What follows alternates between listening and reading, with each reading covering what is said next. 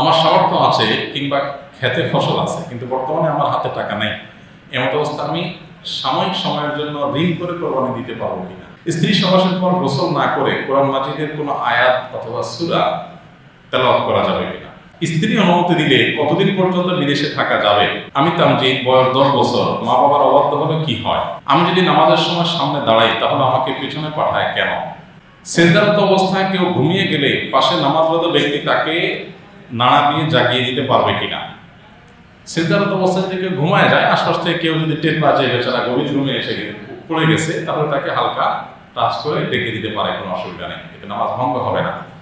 আর যিনি ঘুমিয়ে গেছেন তিনি যদি একটু ঘুমায়ও যান, তার নামাজ বা ওযু ভঙ্গ হবে না যদি তিনি ঢলে না পড়েন। আর যদি এত গভীর ঘুম আসছে যে পড়ে গেছে পাশে, তাহলে ওযু ভেঙে যাবে। আর যদি না পড়ে যায় তাহলে রুকুতে, সিজদাতে, নামাজে ঝিমাইছে, ঘুমাইছে, এটার কারণে নামাজ ভঙ্গ হবে না। স্ত্রী অনুমতি দিলে কতদিন পর্যন্ত বিদেশে থাকা যাবে। যেহেতু ইসলামে 3 মাস বলা হয়েছে, অনেক আলেমরা বলেন 3 মাসে বেশি বাহিরে থাকা যাবে না। না, এরকম কোনো কথা নেই যে 3 মাসে বেশি থাকা যাবে না।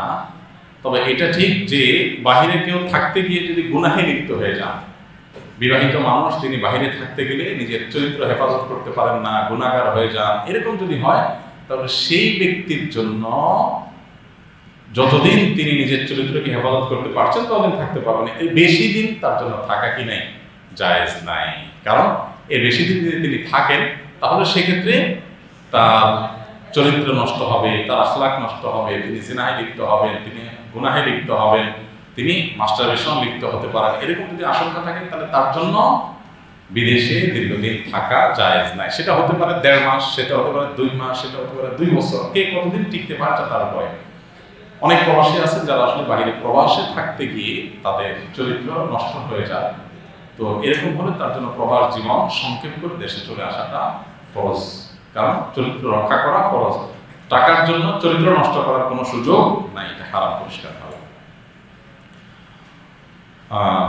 আমি তামজিদ, বয়স 10 বছর। মা বাবার অবাধ্য হলে কি হয়। মা বাবার অবাধ্য হলে শয়তান খুশি হয়। তুমি তামজিদ, ছোট মানুষ, শয়তানের সাথে আমাদের লড়াই চলে। আমরা জান্নাতে যেতে চাই, শয়তান জাহান্নামে নিতে চায়। তাহলে এই কম্পিটিশন, টানাটানি, লড়াই চলতে থাকে। এখন তুমি তোমার মা বাবার সাথে যদি দুর্ব্যবহার করো, রাগারাগি করো, তাহলে খুশি হবে কে?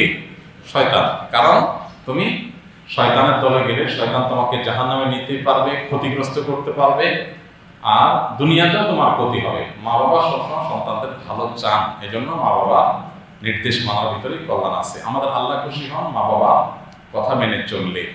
মা বাবার কথা মানার ভিতরে মানুষের দুনিয়াতেও লাভ হয়, আল্লাহর কাছে গেলেও লাভ হয়। আর না মানলে তারা ক্ষতিগ্রস্ত হয়। পৃথিবীতে কোনো ছেলে মেয়ে মা বাবার সাথে বেয়াদবি করে মা বাবার অবাধ্য হয়ে সফল হয়ে গেছে, এরকম দেখানো কঠিন হবে। তবে হাজারো নজির দেখানো যাবে যে মা বাবা বাধ্যগত থেকে বাহ্যিকভাবে কষ্ট হলেও সে চূড়ান্ত সফলতা অর্জন করেছে। যে মা বাবা আমাদের জন্ম দিয়েছেন, কষ্ট করে মানুষ করেছেন, ছোটবেলা থেকে কত কষ্ট আমাদের জন্য করেন, আমার বিবেকের দাবি তার কথা মেনে চলা। তার অবাধ্য হলে সেটা হলো বিবেক বিরুদ্ধ কাজ। একটা মানুষ আমার উপকার করলো, আমি তার সাথে বেয়াদবি করলাম, আমি তার কথা শুনলাম না, এটা যেরকম অযৌক্তিক, ঠিক মা বাবার সাথে কথা না শোনা এটাও অযৌক্তিক কাজ। স্ত্রী সবাসের পর গোসল না করে কোরআন মাজিদের কোনো আয়াত অথবা সূরা তেলাওয়াত করা যাবে কিনা। গোসল ফরজ অবস্থায় কোরআন কারীমের কোনো আয়াত, কোনো সূরা এটা তেলাওয়াত করা যাবে না। জননী ব্যক্তি যার উপরে গোসল ফরজ হয়েছে তাকে বলা হয় এরকম ব্যক্তির উপরে কোরআন নামাজ পড়া যেরকম তার জায়েজ নাই, ঠিক একইভাবে কোরআন কারীমের তেলাওয়াত করাও জায়েজ নাই। এমনিতে অন্য সাধারণ দোয়া, জিকির যেগুলো সেগুলো করতে পারেন এবং দ্রুততম সময় তার ফরজ গোসল করে শেষ করতে হবে। আমার সামর্থ্য আছে কিংবা খেতে ফসল আছে, কিন্তু বর্তমানে আমার হাতে টাকা নেই। এমত অবস্থা আমি সাময়িক সময়ের জন্য ঋণ করে কোরবানি দিতে পারবো কিনা। হ্যাঁ, অবশ্যই দিতে পারবেন। যে কোনো আর্থিক ইবাদত ঋণ করে করা যায়।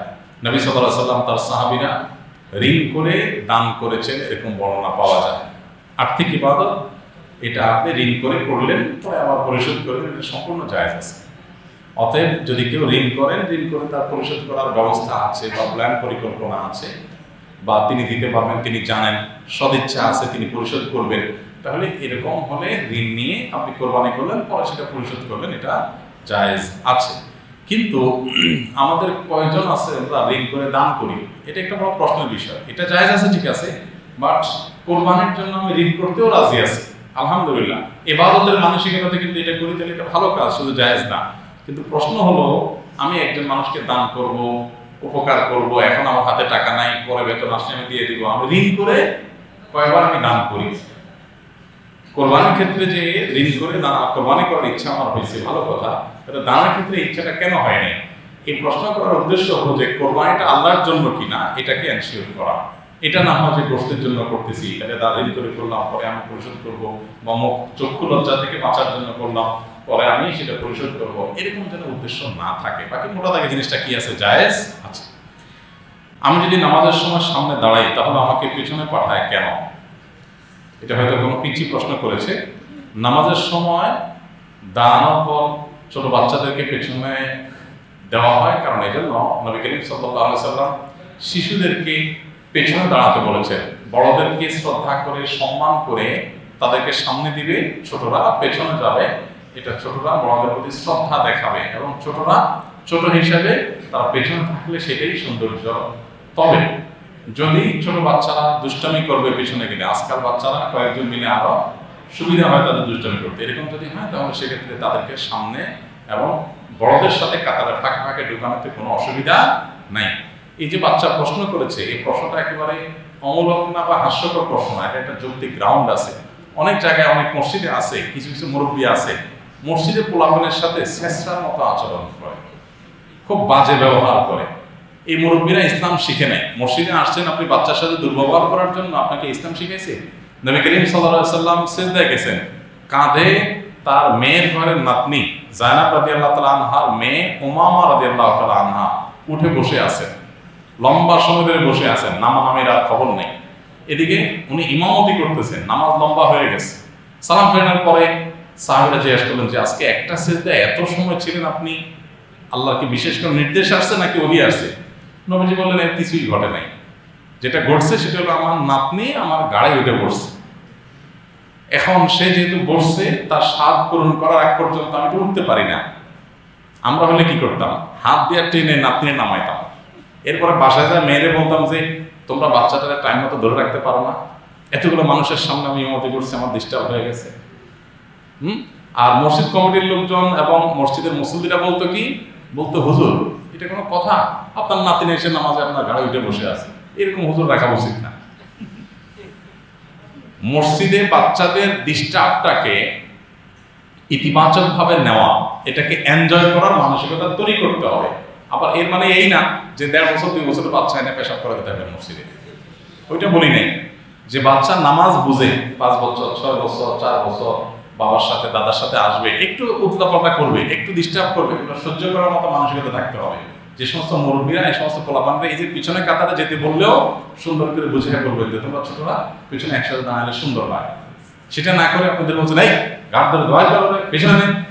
ছেলে চিন্তা করতেছে হায় হায় আমি কোথায় আসলাম, সব দেখি দুরাচরণকারী, সব দেখি বেয়াদব কিসিমের মানুষ। এই বাচ্চা এখান থেকে মসজিদে আসাই বন্ধ করে দিবে, যে মসজিদে আসার জায়গা নাই, ফালতু মানুষদের জায়গা এটা। তো এগুলো করবেন না আল্লাহর ওয়াস্তে কেউ। আচ্ছা, এরপরে প্রশ্ন হলো, কোন ব্যক্তি মৃত্যুর সংবাদ শুনলে কি বলতে হবে? আমরা যেটা জানি ইন্না লিল্লাহি ওয়া ইন্না ইলাইহি রাজিউন পড়তে হবে, কিন্তু কিছু কিছু মানুষ বলে আগে আলহামদুলিল্লাহ বলে নিতে হবে, পরে ইন্না লিল্লাহি ওয়া ইন্না ইলাইহি রাজিউন পড়তে হবে। না, আলহামদুলিল্লাহ বলে নিতে হবে এমন কোনো কথা নাই। মানুষের মৃত্যুতে একটা বিপদ, আর বিপদ আসলে আল্লাহ বলেছেন ইযা আসাবাতুহুম মুসিবা ক্বালু ইন্না লিল্লাহি ওয়া ইন্না ইলাইহি রাজিউন ওয়াল্লাযীনা ইযা আসাবাতুহুম মুসিবা, ইমানদারদের বৈশিষ্ট্য, ভালো মানুষের বৈশিষ্ট্য হলো তাদের বিপদ আসলে তারা ইন্না লিল্লাহি ওয়া ইন্না ইলাইহি রাজিউন পড়ে। বিধায় এই ইন্না লিল্লাহ পাঠ করাটাই হলো যে কোনো বিপদে সুন্নাহ। মৃত্যুর পর আলহামদুলিল্লাহ বলতে হবে, তারপরে ইন্না লিল্লাহ বলবেন, এরকম কোনো কথা কোরআনে নেই।